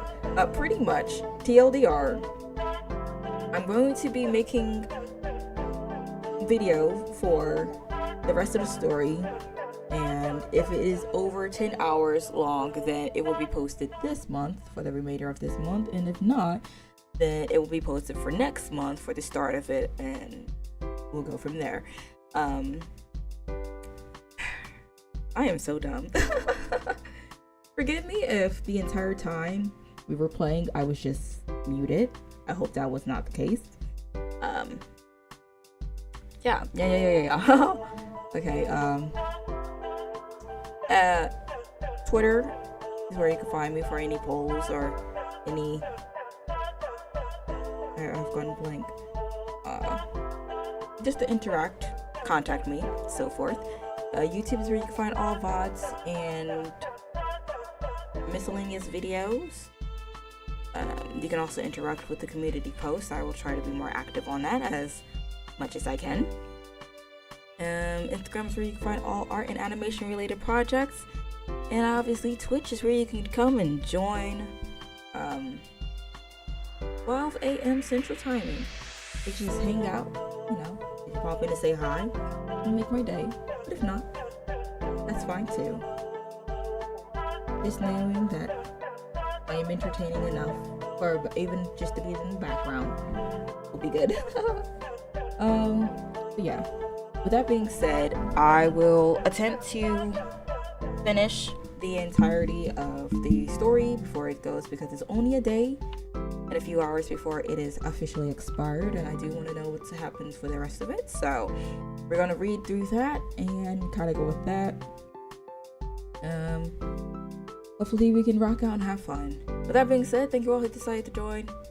Tomorrow is PGR, aka Punishing Grey Ravens. I don't remember where we left off at. We might do the side stories, we might do the side quests. Probably not.